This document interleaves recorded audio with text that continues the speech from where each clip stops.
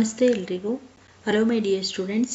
Last ಕ್ಲಾಸಲ್ಲಿ ನಾವು 6th class science new ಸಿಲೆಬಸ್ದು ಚಾಪ್ಟರ್ 1 ಕ್ವಶನ್ ಆ್ಯಂಡ್ ಆನ್ಸರ್ಸನ್ನು MCQ ಕ್ವಶನ್ ಆ್ಯಂಡ್ ಆನ್ಸರ್ಸನ್ನು ಡಿಸ್ಕಸ್ ಮಾಡಿದ್ವಿ. ಇವತ್ತು chapter 2 diversity in the living world. ಹಾಗಂದ್ರೆ ಏನು ಕನ್ನಡದಲ್ಲಿ? ಜೀವಂತ ಜಗತ್ತಿನ ವೈವಿಧ್ಯಗಳು. Diversity in the living world. ಇದರಲ್ಲಿ ಟೆಕ್ಸ್ಟ್ ಬುಕ್ ಒಳಗಡೆಯಿಂದ MCQ ಕ್ವಶನನ್ನು ಬಹುಆಯ್ಕೆ ಪ್ರಶ್ನೆಗಳು CETಗೆ ಪ್ರಿಪೇರ್ ಆಗೋರ್ಗೆ ಕ್ವಶನ್ ಆ್ಯಂಡ್ ಆನ್ಸರ್ಸನ್ನು ತೆಗೆದಿದ್ದೀನಿ. ಇದರಲ್ಲೂ ಪಾರ್ಟ್ 1, ಪಾರ್ಟ್ 2, ಪಾರ್ಟ್ 3 ಬರುತ್ತೆ. ಸೊ ಆದಷ್ಟು ವಿಡಿಯೋನ ನಿಮ್ಮ ಫ್ರೆಂಡ್ಸ್ಗೆ ಶೇರ್ ಮಾಡಿ, ಯಾರು ಕಾಂಪಿಟೇಟಿವ್ ಎಕ್ಸಾಮ್ಸ್ಗೆ ಪ್ರಿಪೇರ್ ಆಗ್ತಿರ್ತಾರೆ ಅವ್ರಿಗೆ. ಆ್ಯಂಡ್ ನೀವು ಈ ವಿಡಿಯೋನ ಲೈಕ್ ಮಾಡಿ ಮತ್ತು ಸಬ್ಸ್ಕ್ರೈಬ್ ಆಗಿ. Let us come to the point.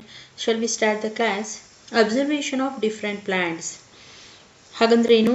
ಸಸ್ಯಗಳ ವಿವಿಧ ವೀಕ್ಷಣೆ. ಸಸ್ಯಗಳು ಅಂದಾಗ ಎಷ್ಟೊಂದು ಸಸ್ಯಗಳಿದೆ. ಸೊ ಅದರದ್ದು ವೀಕ್ಷಣೆಗೆ ಹೊರಟಾಗ ಏನೇನು ನಾವು ತಿಳ್ಕೊಳ್ತೀವಿ ಅಂತ. See the first point, first question. When we go for nature walk we observe dash. ಹಾಗಂದ್ರೇನು? ನಾವು ಪ್ರಕೃತಿಯನ್ನು ನೋಡೋದಕ್ಕೆ ಹೊರಗಡೆ ಹೋದಾಗ ನಾವು ಏನೇನನ್ನು ಅಬ್ಸರ್ವ್ ಮಾಡ್ತೀವಿ, ಏನೇನನ್ನು ಗಮನಿಸ್ತೀವಿ ಹೊರಗಡೆ. ಹೀಗೆ ಮನೆಯಿಂದ ಹೊರಗಡೆ ಕಾಲಿಟ್ರೆ ಅಥವಾ ಪ್ರಕೃತಿಯನ್ನು, ಕಾಡನ್ನು, ಗಿಡ ಮರಗಳನ್ನು ನೋಡೋದಕ್ಕೆ ಹೋದಾಗ ಏನೇನು ಗಮನಿಸ್ತೀವಿ ಅಂತ. Option A plants and animals, option B insects and birds, option C both A and B, option D none of these ಅಂತ ಇದೆ. ಸಸ್ಯಗಳು ಮತ್ತು ಪ್ರಾಣಿಗಳನ್ನು ಅಬ್ಸರ್ವ್ ಮಾಡ್ತೀವಿ. ಬಿ ಇನ್ಸೆಕ್ಟ್ಸ್ ಮತ್ತು ಬರ್ಡ್ಸನ್ನು ಅಬ್ಸರ್ವ್ ಮಾಡ್ತೀವಿ, ಅಂದರೆ ಕೀಟಗಳು ಮತ್ತು ಪಕ್ಷಿಗಳು. ಆಪ್ಷನ್ ಸಿ ಎರಡುವೇ, ಬೋತ್ ಎ ಆ್ಯಂಡ್ ಬಿ ಅಂತ. ನನ್ ಆಫ್ ದೀಸ್ ಅಂದರೆ ಯಾವುದೂ ಅಲ್ಲ. ಈ 4ರಲ್ಲಿ ಯಾವುದು ಅಂತ ನೀವು ಆನ್ಸರ್ ಮಾಡಬೇಕು. ಆದಷ್ಟು ನೀವೇ ಆನ್ಸರ್ ಮಾಡೋದಕ್ಕೆ ಟ್ರೈ ಮಾಡಿ, ಕ್ವಶನನ್ನು ಅರ್ಥ ಮಾಡಿಕೊಂಡು. ಯಾಕಂದರೆ ಕನ್ನಡದಲ್ಲಿ ಎಕ್ಸ್ಪ್ಲೈನ್ ಮಾಡಿದ್ದೀನಲ್ವಾ. ಸೊ ಆನ್ಸರನ್ನು ಕಮೆಂಟ್ ಬಾಕ್ಸಲ್ಲಿ ತಿಳಿಸಿ. ಅಷ್ಟು ಆನ್ಸರ್ಸು ಕರೆಕ್ಟಾಗಿದ್ದರೆ you are be able to write CET very easily. So you will be the happy and I will be the happy. So try to answer in comment box. I will give you next class for these key answers for questions. Next we go for second question. We step out in nature, we look. ಇಲ್ಲಿ ಒಂದೇ ಥರದ ಕ್ವಶನನ್ನು ಬೇರೆ ಬೇರೆ ರೀತಿಯಲ್ಲಿ ಕೇಳ್ಬೋದು. ಇದು ನೋಡಿ, ನಾವು ಪ್ರಕೃತಿಯಲ್ಲಿ ಹೆಜ್ಜೆ ಇಟ್ಟಾಗ ಏನನ್ನು ನೋಡ್ತೀವಿ ಅಂತ. ಇದು ಕ್ವಶನ್ ರೀತಿ ಬೇರೆ, ಡಿಫ್ರೆಂಟ್ ಆಗಿ ಟ್ವಿಸ್ಟೆಡ್ ಆಗಿ ಕೇಳುವಂಥದ್ದು. We step out in nature we look. ನಾವು ನಮ್ಮ ಹೆಜ್ಜೆಯನ್ನು ಪರಿಸರದ ಕಡೆಗೆ ಇಟ್ಟಾಗ ಏನನ್ನು ನೋಡ್ತೀವಿ ಅಂತ. Cold weather, hot weather, windy weather, all of these. ಪ್ರಕೃತಿಯ ಕಡೆಗೆ ನಮ್ಮ ಹೆಜ್ಜೆ ಇಟ್ಟಾಗ ನಾವು ಏನನ್ನು ನೋಡ್ಬೋದು? ವಾತಾವರಣ ಚಳಿ ಇರುತ್ತಾ, ಬಿಸಿ ಇರುತ್ತಾ, ಅಥವಾ ಗಾಳಿಯಿಂದ ಕೂಡಿದೆಯಾ, ಇವೆಲ್ಲವೂ ಯಾವ ಥರ ಅಂತ ಅಬ್ಸರ್ವ್ ಮಾಡ್ತೀವಿ. ಆನ್ಸರ್ ಮಾಡಿ. Third question. Stem nature of common grass is. ಅಂದರೆ ಸಾಮಾನ್ಯ ಹುಲ್ಲಿನ ಕಾಂಡದ ಸ್ವಭಾವ ಹೇಗಿರುತ್ತೆ? ಒಂದು ಹುಲ್ಲು, ಗ್ರಾಸ್, ಹಸಿರಾಗಿರುವಂತಹ ಹುಲ್ಲಿರುತ್ತಲ್ಲ, ಅದರದ್ದು ಕಾಂಡ ಯಾವ ಸ್ವಭಾವದ್ದಾಗಿರುತ್ತೆ? ಆನ್ಸರ್ ನೋಡಿ. ಹಾರ್ಡ್ ಆ್ಯಂಡ್ ಥಿನ್, ಅಂದರೆ ತುಂಬ ಗಟ್ಟಿಯಾಗಿ ಮತ್ತು ತೆಳ್ಳಗೆ ಇರುತ್ತೆ. ಸಾಫ್ಟ್ ಆ್ಯಂಡ್ ಥಿನ್, ತುಂಬ ಮೃದುವಾಗಿ ಮತ್ತು ತೆಳುವಾಗಿರುತ್ತೆ. ಓನ್ಲಿ ಹಾರ್ಡ್, ಅಂದರೆ ತುಂಬ ಗಟ್ಟಿಯಾಗಿ ಮಾತ್ರ ಇರುತ್ತೆ. ಓನ್ಲಿ ಥಿಕ್, ಸ್ವಲ್ಪ ದಪ್ಪವಾಗಿ, ತುಂಬ ದಪ್ಪವಾಗಿ ಮಾತ್ರ ಇರುತ್ತೆ. ಈ 4ರಲ್ಲಿ ಯಾವುದು? ಗ್ರಾಸ್, ಹುಲ್ಲಿನ ಗುಣಲಕ್ಷಣ, ಅದು ಹುಲ್ಲಿನಲ್ಲಿ ಕಾಂಡದ ಗುಣಲಕ್ಷಣ ಏನು ಅಂತ ಆನ್ಸರ್ ಮಾಡಬೇಕು. See the fourth question. The flower colour of tulsi or basil is. ತುಳಸಿ ಗಿಡದ ಹೂವಿನ ಬಣ್ಣ ಯಾವುದು? ಇಂಗ್ಲೀಷಲ್ಲಿ ಬೇಸಿಲ್ ಲೀಫ್ ಅಂತ ಕರೀತಾರೆ. ಸೊ ಬೇಸಿಲ್ ಪ್ಲ್ಯಾಂಟ್, ತುಳಸಿ ಗಿಡ ಅಥವಾ ತುಳಸಿ. ಇದರಲ್ಲಿ ತುಳಸಿ ಗಿಡದಲ್ಲಿ ಇವತ್ತುವರೆಗೂ ಯಾರೂ ಅಬ್ಸರ್ವ್ ಮಾಡಿಲ್ಲದವರು ಮಾಡಿ ಹೂ ಬಿಟ್ಟಾಗ ಅದು ಯಾವ ಬಣ್ಣದ್ದಾಗಿರುತ್ತೆ ಅಂತ. Option A pinkish purple, pink ಬಣ್ಣದ ಪರ್ಪಲ್, ನೇರಳೆ ಬಣ್ಣದ ಗುಲಾಬಿ ನೇರಳೆ ಬಣ್ಣ. ಬಿ ಪರ್ಪಲ್ ಗ್ರೀನ್, ನೇರಳೆ ಹಸಿರು ಬಣ್ಣ. ಪರ್ಪಲ್ ಬ್ಲೂ, ನೇರಳೆ ನೀಲಿ ಬಣ್ಣ. ಪಿಂಕಿಶ್ ರೆಡ್, ಗುಲಾಬಿ ಕೆಂಪು ಬಣ್ಣ. ಈ 4ರಲ್ಲಿ ಯಾವ ಕಲರ್ ಆಗಿರುತ್ತೆ ಅಂತ ಆನ್ಸರ್ ಮಾಡಬೇಕು. See the fifth question. The stem part of neem plant is. ಅಲ್ಲಿ ಹುಲ್ಲಿನ ಕಾಂಡದ ಗುಣಲಕ್ಷಣ ಕೇಳಿದ್ರು. ಇಲ್ಲೂ ಅಷ್ಟೇ ಬೇವಿನ ಮರದ ಕಾಂಡದ ಗುಣಲಕ್ಷಣ ಯಾವ ರೀತಿಯದ್ದಾಗಿರುತ್ತೆ?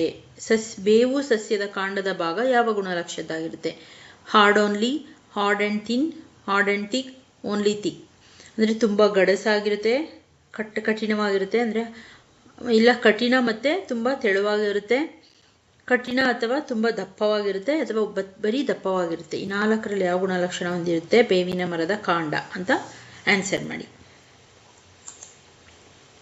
Next go for 6th one. The leaf has this nature in neem plant. ಅಂದರೆ ಬೇವಿನ ಮರದ ಎಲೆಯ ಗುಣಲಕ್ಷಣ ಇದಾಗಿರುತ್ತೆ. Smooth surface, hard surface, thin surface, thick surface. ತುಂಬ ಮೃದುವಾದಂತಹ ಮೇಲ್ಮೈ ಹೊಂದಿರುತ್ತೆ, ತುಂಬ ಗಡುಸಾದಂತಹ ಮೇಲ್ಮೈ ಹೊಂದಿರುತ್ತೆ, ತುಂಬ ತೆಳುವಾದಂತಹ ಮೇಲ್ಮೈ ಹೊಂದಿರುತ್ತೆ, ತುಂಬ ದಪ್ಪವಾದಂತಹ ಮೇಲ್ಮೈಯನ್ನು ಹೊಂದಿರುತ್ತೆ. ಬೇವಿನ ಮರದ ಎಲೆಯ ಗುಣಲಕ್ಷಣ. Next go for 7th one.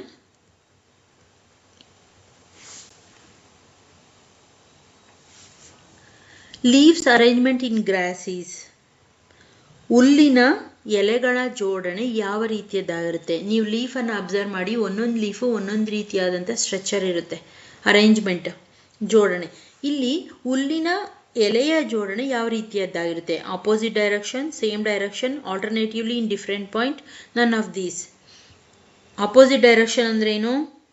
ವಿರುದ್ಧ ದಿಕ್ಕಿನಲ್ಲಾಗಿರುತ್ತೆ ಎಲೆಯ ಅರೇಂಜ್ಮೆಂಟ್, ಒಂದೇ ದಿಕ್ಕಿನಲ್ಲಾಗಿರುತ್ತೆ, ಇಲ್ಲಾಂದರೆ ಪರ್ಯಾಯವಾಗಿ ವಿವಿಧ ದಿಕ್ಕಿನಲ್ಲಾಗಿರುತ್ತೆ, ಇಲ್ಲ ನನ್ ಆಫ್ ದಿಸ್, ಯಾವುದೂ ಅಲ್ಲ. ಈ 4ರಲ್ಲಿ ಯಾವುದು ಅಂತ ಆನ್ಸರ್ ಮಾಡಬೇಕು.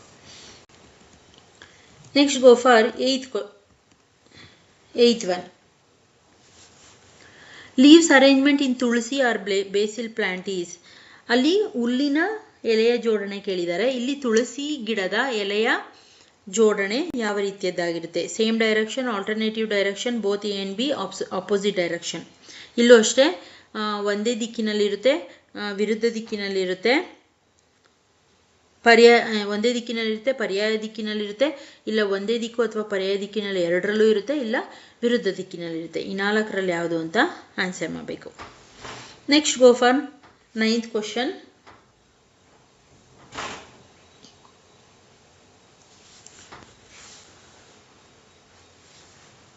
The variety of plant features observed in stem is. ಹಾಗಂದ್ರೆ ಏನರ್ಥ? ಕಾಂಡದಲ್ಲಿ ಕಂಡುಬರುವ ವಿವಿಧ ವೈವಿಧ್ಯಗಳು, ಕಾಂಡದ ಸಸ್ಯದಲ್ಲಿ ಕಂಡುಬರುವ ವಿವಿಧ ವೈವಿಧ್ಯಗಳು ಯಾವುದು ಅಂತ. ಸಸ್ಯಗಳು ಇರುತ್ತಲ್ಲ, ಆ ಸಸ್ಯದ ಸ್ಟೆಮ್ ಭಾಗದಲ್ಲಿ ಕಂಡುಬರುವ ವೆರೈಟೀಸ್, ಯಾವ್ಯಾವ ವೆರೈಟಿಯ ಸ್ಟೆಮ್ಗಳು ಇರುತ್ತೆ? ಟಾಲ್ ಆ್ಯಂಡ್ ಶಾರ್ಟ್ ಅಂದರೆ ಉದ್ದ ಮತ್ತು ಸಣ್ಣ ಕುಳ್ಳದಾಗಿರೋದು, ಎತ್ತರ ಮತ್ತು ಕುಳ್ಳವಾಗಿರುವಂಥ ಸ್ಟೆಮ್ ಇರ್ಬೋದು. ಹಾರ್ಡ್ ಆ್ಯಂಡ್ ಸಾಫ್ಟ್ ಅಂದರೆ ತುಂಬ ಮೃದುವಾದ ಅಥವಾ ಗಟ್ಟಿಯಾದಂತಹ ಕಾಂಡ ಇರ್ಬೋದು. ಬೋತ್ ಎ ಆ್ಯಂಡ್ ಬಿ ಎರಡೂ ಇರ್ಬೋದು. ನನ್ ಆಫ್ ದಿಸ್ ಯಾವುದೂ ಅಲ್ಲ. ಕಾಂಡ ಸ್ಟೆಮ್ಮನ್ನು ಹಿಡ್ಕೊಂಡ್ರೆ ಅದು ಉದ್ದ ಇರುತ್ತಾ, ತುಂಡ ಇರುತ್ತಾ, ಅಥವಾ ತೆಳ್ಳಗಿರುತ್ತಾ, ಗಟ್ಟಿಗಿರುತ್ತಾ, ಅಥವಾ ಇವೆರಡೂ ಲಕ್ಷಣಗಳು ಹೊಂದಿರುತ್ತಾ ಕಾಂಡ ಒಂದು ಗಿಡವನ್ನು ಕನ್ಸಿಡರ್ ಮಾಡಿದ್ರೆ, ಅದನ್ನು ಆನ್ಸರ್ ಮಾಡಬೇಕು.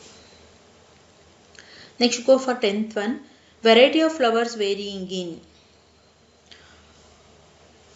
ಹೂವುಗಳಲ್ಲಿ ಅವುಗಳ ವೈವಿಧ್ಯತೆ ಯಾವ ರೀತಿ ಬದಲಾವಣೆ ಆಗುತ್ತೆ? ಈಗ ನೀವು ಒಂದು ಹೂವನ್ನು ನೋಡಿದ್ರೆ ಅದರಲ್ಲಿ ವೈವಿಧ್ಯತೆ ಯಾವ ರೀತಿ ಕಂಡುಬರುತ್ತೆ? ಬಣ್ಣಗಳ, ಅಥವಾ ಅದರ ಆಕಾರದಲ್ಲ, ಅಥವಾ ಅದರ ಸ್ಮೆಲ್, ಅದರ ಪರಿಮಳದಿಂದನ, ಅಥವಾ ಆಲ್ ಆಫ್ ದಿ ಎಬೋ, ಇವೆಲ್ಲವುಗಳ. ಒಂದು ಹೂವನ್ನು ನೋಡಿದ್ರೆ ಒಂದೊಂದು ಹೂವು ಬಣ್ಣ ಪರಿಮಳ ಸೂಸ್ಬೋದು, ಒಂದೊಂದು ಹೂವು ಆಕಾರದಲ್ಲಿ ಚೇಂಜ್ ಇರ್ಬೋದು, ಇನ್ನೂ ಕೆಲವೊಂದು ಹೂಗಳು ಕಲರ್ ಚೇಂಜ್ ಇರ್ಬೋದು. ಇವೆಲ್ಲ ಗುಣಲಕ್ಷಣ ಹೊಂದಿರುತ್ತಾ, ಅಥವಾ ಬರೀ ಕಲರ್ ಮಾತ್ರ ಚೇಂಜ್ ಇರುತ್ತಾ, ಶೇಪ್ ಮಾತ್ರ ಚೇಂಜ್ ಇರುತ್ತಾ? ಯಾವುದು ಆನ್ಸರ್ ಅಂತ, ಅಥವಾ ಎಲ್ಲ ಹೂವು, ಆಲ್ ಆಫ್ ದೀಸ್ ಅಂತ ಆನ್ಸರ್ ಮಾಡಬೇಕು.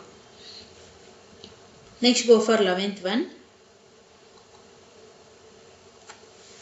The variety of root varying in root is.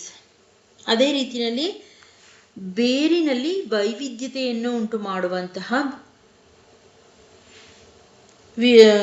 ಕಂಡುಬರುವಂತಹ ಬದಲಾವಣೆ ಯಾವುದು? ಹೂವಿನಲ್ಲಿ ಕಂಡುಬರುವಂತಹ ಬದಲಾವಣೆ ಯಾವುದು ಅಂತ ಅಲ್ಲಿ ಕ್ವಶನ್ ಕೇಳಿದ್ದಾರೆ. ಇಲ್ಲೂ ಅಷ್ಟೇ ಬೇರಿನಲ್ಲಿ ಕಂಡುಬರುವಂತಹ ಬದಲಾವಣೆಗಳು, ವೈವಿಧ್ಯತೆಗಳು ಯಾವುದು ಅಂತ. Tap root, fibrous root, adventitious root, both ABC. ಅಂದರೆ ಟ್ಯಾಪ್ ರೂಟ್ ಅಂದರೆ ಟ್ಯಾಪ್ ರೂಟ್ ಆಗಿರುತ್ತಾ, ಏಕಕಾಂಡ ಫೈಬ್ರಸ್ ರೂಟ್,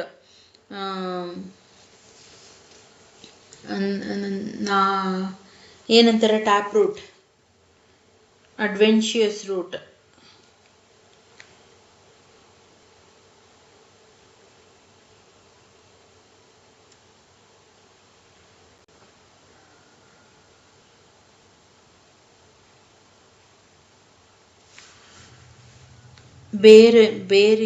ಬೇರಿನ ಸಾರಿ